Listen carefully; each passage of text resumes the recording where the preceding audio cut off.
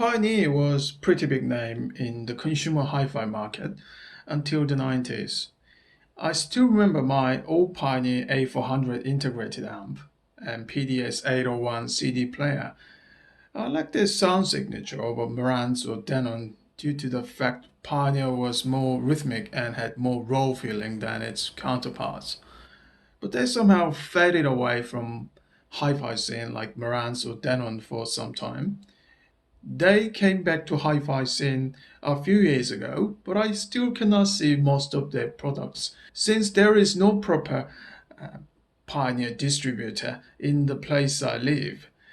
Even in their heydays, however, Pioneer speakers, along with other Japanese brands, never have managed to appeal to the market outside Japan.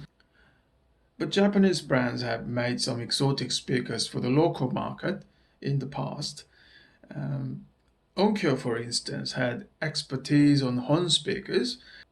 Technics was well known for their flat panel speakers and so on. It is extremely hard to find those because they were made for the local market only, and most of Japanese makers don't make them anymore after the bust of bubble economy. The funny thing is, TAD, Audio's high-end professional speaker maker, established in the 70s, went the other way.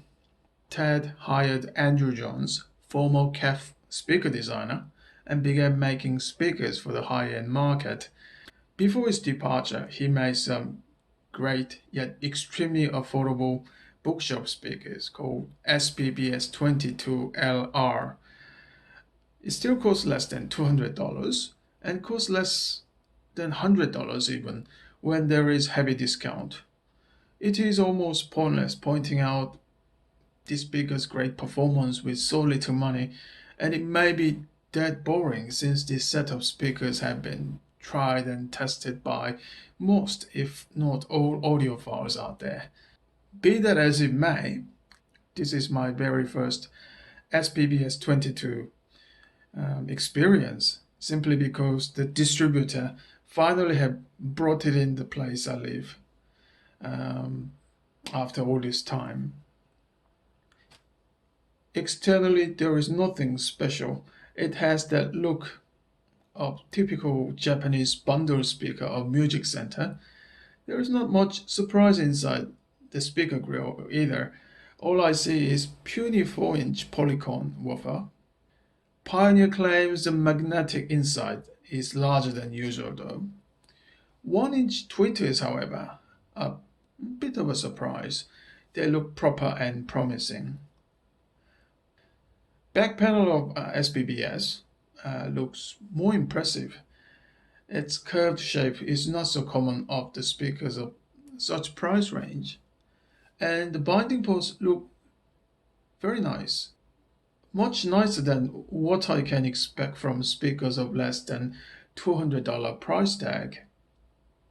While I'm very hesitant to say how these set of speakers sound, I say the greatest virtue of this little Pioneer bookshelf speaker is the level of balance, regardless of music I play. I wouldn't say SPBS is the best speaker in the same price range.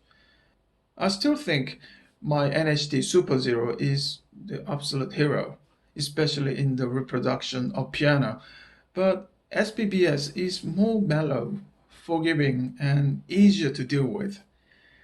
There is no definite shortcoming that I can find in this set of speakers, and you can get this set of speakers for less than $200. I'm sure it can be a great choice for audiophiles with tight budget or looking for sub-system. Well, I guess that will be for this little Pioneer speaker. Thank you for watching and see you soon.